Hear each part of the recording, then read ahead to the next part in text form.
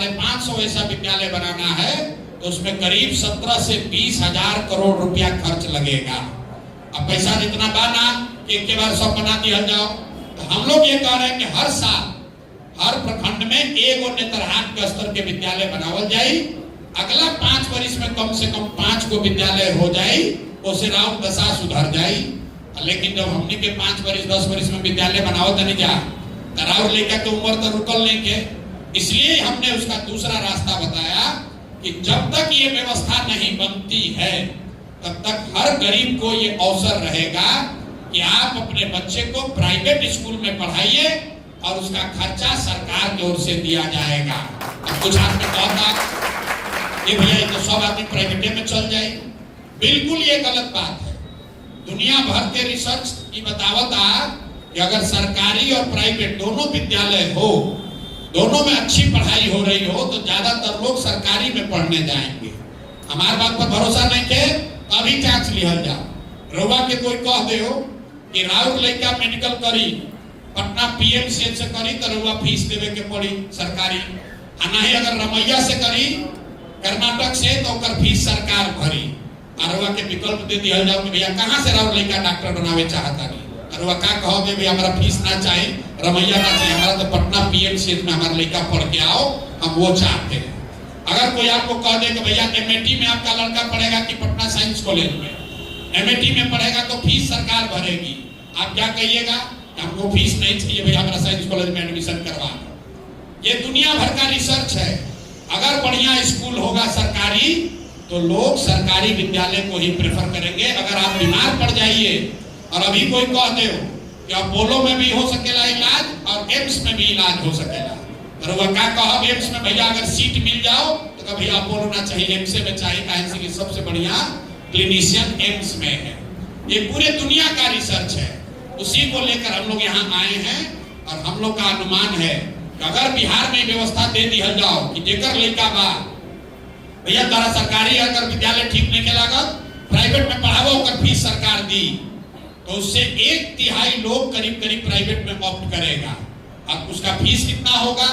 औसतन 600 रुपया यहाँ पर प्राइवेट स्कूल में गांव देहात में फीस लागता।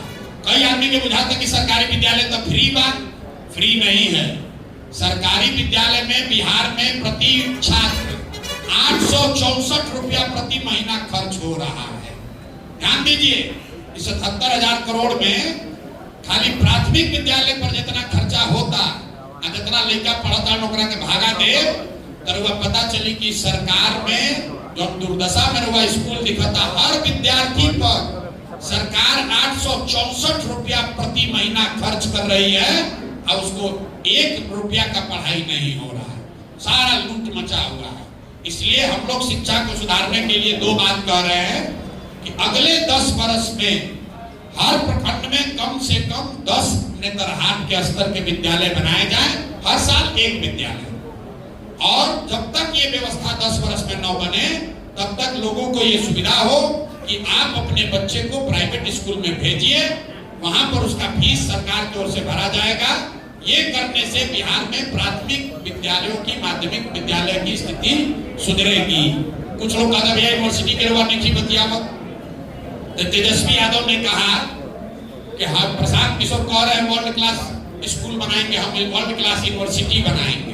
तो ये देखिए चोरी करेला ओकर का हाल बा, अपन बुद्धि बा ना। कोई ये पूछे कि जब 90% बिहार के लड़का 12वीं पास करते नहीं कर तो यूनिवर्सिटी में वर्ल्ड क्लास यूनिवर्सिटी में भैया पढ़ी के ये बता दो। अरे जब तक आप स्कूल नहीं सुधारोगे तब तक कॉलेज सुधारने का फायदा नहीं है। दूसरा एक और साइंस समझिए, पूरे दुनिया का रिसर्च बताता है कि अगर 15 वर्ष तक बच्चे का अच्छा संस्कार और शिक्षा हो जाए तो दुनिया में किसी भी व्यवस्था में वो बोझ नहीं बनेगा। हम लोग में आप लोग यहाँ कई लोग बैठे होंगे 10वां तक आदमी बढ़िया पढ़ लेगा तो यही बिहार से निकल के अपन जगह आदमी बना सकता। इसलिए सबसे ज्यादा फोकस हम लोग का है कि 10वां तक के 12वीं तक की पढ़ाई देश में सबसे अच्छी व्यवस्था यहाँ बनाई जाए। अब आ जाइए नौकरी रोजगार पर, एक अंतिम बात कह के खत्म करेंगे कि सब आदमी की लागत है भैया पलायन कैसे रोक दिया प्रशांत किशोर। मोदी जैसा महामानव आपके नजर में उनसे नहीं रुका तो प्रशांत किशोर कैसे रोक दिया? बिल्कुल 1 बरस में पलायन को रोक दिया जाएगा। कैसे रुकेगा आप समझ लीजिए। सरकारी नौकरी से ना हुई, खेती से ना हुई, फैक्ट्री से ना हुई।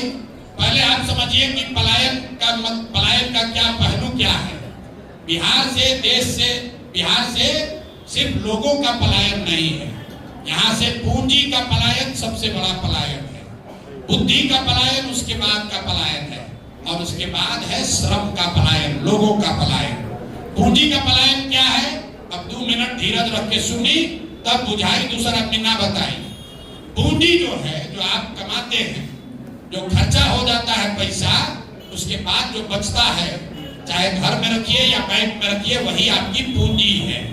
ये पूंजी जो आप बैंक में रखते हैं, तो पूरे बिहार से हर आदमी बैंक में कुछ ना कुछ रुपया रखा था, और बैंक का ये काम है कि वो पूंजी आपको जो लोन के तौर पर देता है काम करने के लिए, बिजनेस करने के लिए, घर बनाने के लिए, गाड़ी खरीदने के लिए, खेती करने के लिए, इसको RBI, reserve bank of India, एक आंकड़ा जारी करता है, सीडी रेशियो, कितना पैसा बैंक में जमा हुआ और कितना पैसा बैंक वालों ने ऋण के तौर पर समाज को वापस किया।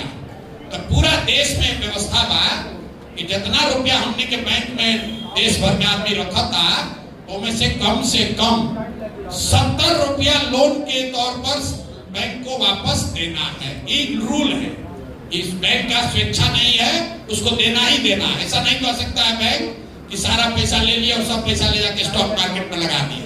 उसको 70% पैसा समाज को वापस देना है, इसको कहते हैं सीडी रेशियो।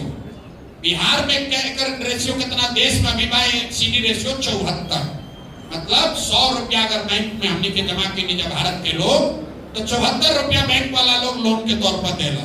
बिहार में क्या भाई? बिहार में सीडी रेशियो का 40%, मतलब अगर हमने के 100 रुपया बैंक में रखा था निजा, तो 40 रुपया लोन के मिला था, 60 रुपया कहाँ जाता? बैंक वाला अपने खंदक खोन के गढ़ा में तो पैसा रख लेने के, वो पैसा कहाँ गया? वो पैसा बैंक वालों ने दूसरे राज्यों में भेज दिया, जहां पर उद्योग धंधा लग रहा है, जहां रोजी रोजगार हो रहा है। एक असर क्या होता?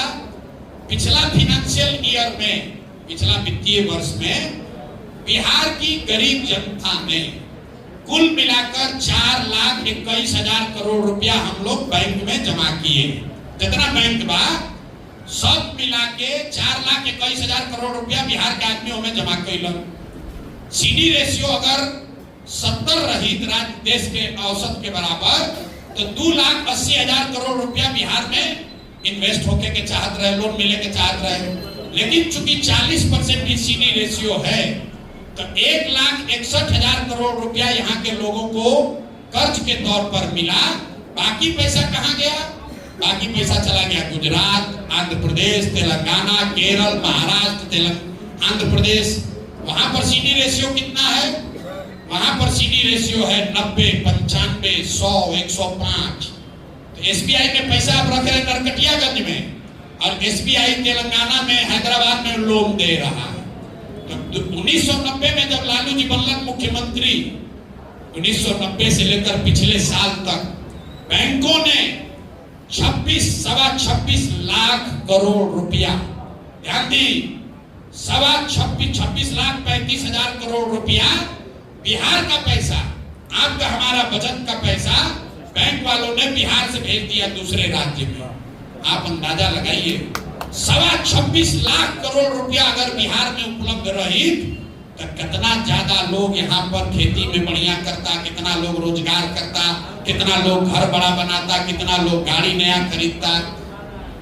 अब आप कहिएगा भैया ये रुआ बतियाओ तो नहीं, दूसरा तो कोई बोलते नहीं थे। अरे भाई, तो जे जाके वित्त मंत्री बारन उनका के बुलाई, ओकरा से पूछी कि भाई सीडी रेशियो का होला, ओकरा मालूम नहीं है सीडी रेशियो का होला। अरे भाई, ऐसा नहीं है कि ये प्रशांत किशोर खोजे है। देश के स्तर पर ध्यान दीजिए, देश के स्तर पर प्रधानमंत्री के अध्यक्षता में कमेटी होती है जो हर 15 दिन पर इसका रिव्यू करती है कि बैंक में कितना पैसा आया और सीडी रेशियो बना हुआ है कि नहीं। आरबीआई और फाइनेंस मिनिस्टर इसको भेजाता है कर कमेटी का। राज्य के स्तर पर मुख्यमंत्री उस कमेटी के चेयरमैन है, लेकिन जैसे बिहार में सिपाही, दरोगा, बीडीओ, सीओ, टीचर मुख्यमंत्री के सरकार के बात नहीं माना तो उसे बैंक वाला भी बात नहीं मान रहा है और कोई सुनने वाला नहीं है। तो जन सुराज ये कह रहा है कि सबसे पहले 6 महीना के अंदर सीडी रेशियो को यहां सुधारा जाएगा, राष्ट्रीय औसत के बराबर किया जाएगा, जिससे हर साल कम से कम अलग से 2 लाख करोड़ रुपया बिहार के लोगों को रोजी रोजगार के लिए उपलब्ध हो।